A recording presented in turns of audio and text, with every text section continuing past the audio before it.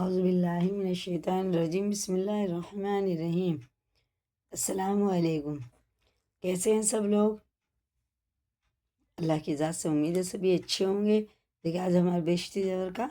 Part 19 ہے اور یہ پہلا حصہ ہے۔ اور سبق دیکھیں، وضو کی توڑنے والی چیزوں کا بیان۔ ٹھیک ہے، وضو کو توڑنے والی چیزوں کا بیان۔ مسئلہ ایک، پاخانہ پیشاب اور ہوا جو پیچھے سے نکلے اس سے وضو ٹوٹ جاتا ہے۔ پاخانہ پیشاب کرنے سے اور ہوا نکلنے سے وضو ٹوٹ جاتا ہے، البتہ اگر آگے کی راہ سے ہوا نکلے، جیسے کبھی بیماری سے ایسا ہو جاتا ہے تو اس سے وضو نہیں ٹوٹتا، اور اگر آگے یا پیچھے سے کوئی کیڑا جیسے کینچوا یا کنکری وغیرہ نکلے تو بھی وضو ٹوٹ گیا۔ مسئلہ دو، اگر کسی کے کوئی زخم ہو، اس میں سے کیڑا نکلے یا کان سے نکلا یا زخم میں سے کچھ گوشت کٹ کے گر پڑا اور خون نہیں نکلا تو اس سے وضو نہیں ٹوٹا۔ مسئلہ تین، اگر کسی نے فسد لی یا نکسیر پھوٹی یا چوٹ لگی اور خون نکل آیا یا پھوڑے پھنسی سے یا بدن بھر میں اور کہیں سے خون نکلا یا پیپ نکلی تو وضو جاتا رہا، البتہ اگر زخم کے منہ ہی پر رہے تو زخم کے منہ سے آگے نہ بڑھے تو وضو نہیں ٹوٹا، وضو نہیں گیا۔ تو اگر کسی کے سوئی چبھ گئی اور خون نکل آیا لیکن بہا نہیں ہے تو وضو نہیں ٹوٹا، اور جو ذرا بھی بہہ پڑا تو وضو ٹوٹ گیا۔ مسئلہ چار، اگر کسی نے ناک سنکی اور اس میں جمے ہوئے خون کی فٹکیاں نکلی تو وضو نہیں گیا، اور وضو جب ٹوٹتا ہے کہ پتلا خون نکلے اور یہ بہہ پڑے۔ اگر کسی نے اپنے ناک میں انگلی ڈالی، پھر جب اس کو نکالا تو انگلی میں خون کا دھبا معلوم ہوا، لیکن وہ خون بس اتنا یہ کہ انگلی میں تو ذرا سا لگ جاتا ہے لیکن بہتا نہیں ہے تو اس سے وضو نہیں ٹوٹتا۔ مسئلہ پانچ، کسی کی آنکھ کے اندر کوئی دانہ وغیرہ تھا، وہ ٹوٹ گیا یا خود اس نے توڑ دیا اور اس کا پانی بہہ کر آنکھ میں تو پھیل گیا لیکن آنکھ کے باہر نہیں نکلا تو اس کا وضو نہیں ٹوٹا، اور اگر آنکھ کے باہر پانی نکل پڑا تو وضو ٹوٹ گیا۔ اسی طرح اگر کان کے اندر دانہ ہو اور ٹوٹ جائے تو جب تک خون پیپ سوراخ کے اندر اس جگہ تک رہے جہاں پانی پہنچانا غسل کرتے وقت فرض نہیں ہے تب تک وضو نہیں جاتا، اور جب ایسی جگہ پر آ جائے جہاں پانی پہنچانا فرض ہے تو وضو ٹوٹ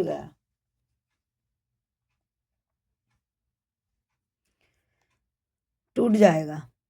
مسئلہ ہے 6، کسی نے اپنے پھوڑے یا چھالے کو اوپر کا چھلکا نوچ ڈالا اور اس کے نیچے خون یا پیپ دکھائی دینے لگا، لیکن وہ خون پیپ اپنی جگہ پر ٹھہرائے کسی طرف نکل کے بہا نہیں تو وضو نہیں ٹوٹا، اور جو با پڑا تو وضو ٹوٹ گیا، اگر بہہ گیا تو ٹوٹ جائے گا وضو،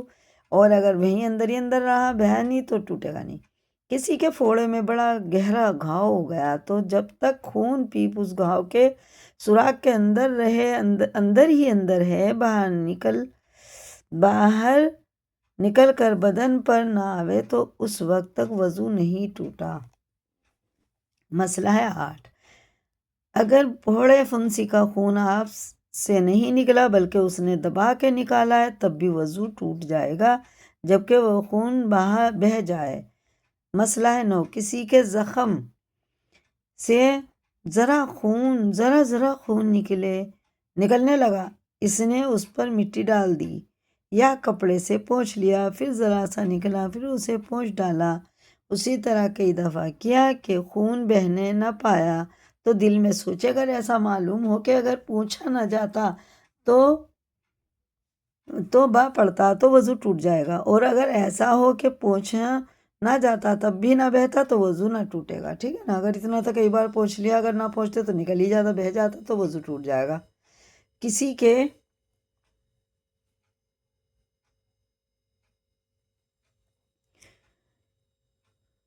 مسئلہ ہے 10، کسی کے تھوک میں خون معلوم ہوا تو اگر تھوک میں خون بہت کم ہے اور تھوک کا رنگ سفیدی یا زردی مائل ہے تو وضو نہیں گیا، اور اگر خون زیادہ یا برابر ہے اور رنگ سرخی مائل ہے تو وضو ٹوٹ گیا۔ مسئلہ 11، اگر دانت سے کوئی چیز کاٹی اور اس چیز پر خون کا دھبا معلوم ہوا یا دانت میں خلال کیا اور خلال میں خون کی سرخی دکھائی دی لیکن تھوک میں بالکل خون کا رنگ معلوم نہیں ہوتا تو وضو نہیں ٹوٹا۔ ٹھیک ہے، یہ مسئلے ہمیں بالکل پتہ ہونے چاہیے۔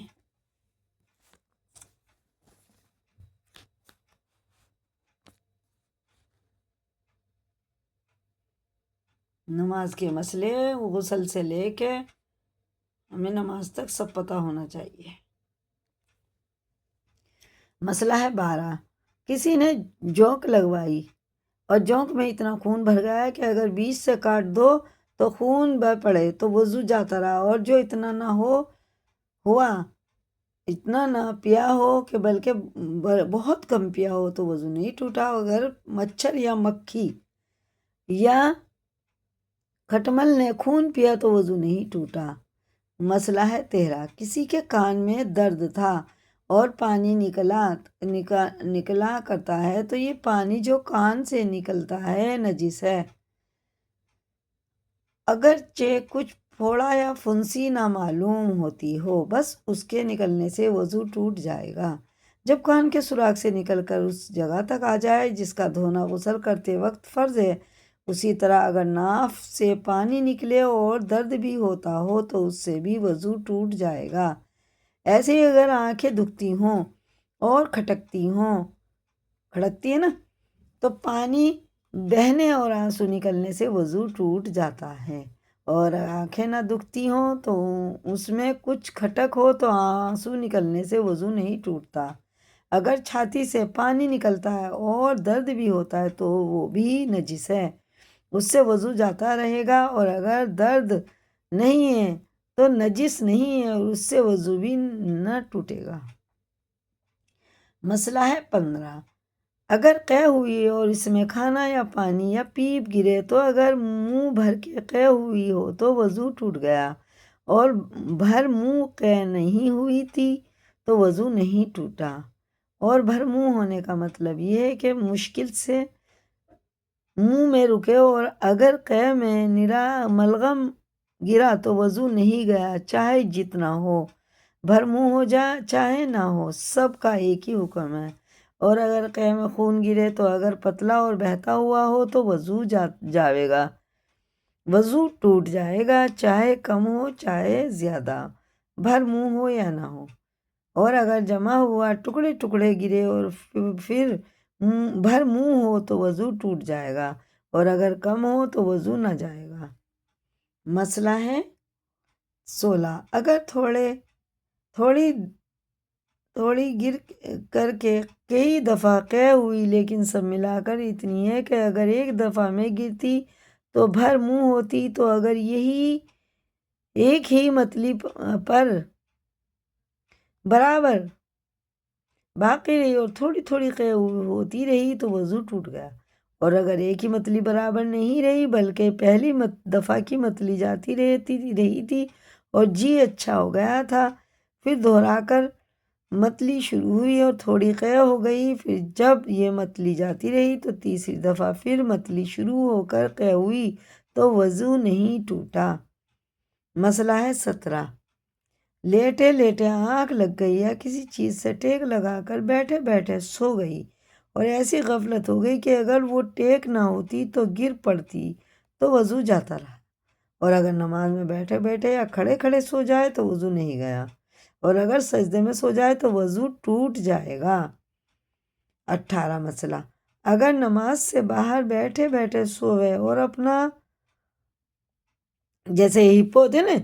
اس میں صاف لکھا اپنا چوتڑ ایڑی سے دبا لے اور دیوار وغیرہ کسی چیز سے ٹیک بھی نہ لگائے تو وضو نہیں ٹوٹا۔ مسئلہ بیٹھے ہوئے نیند کا ایسا جھونکا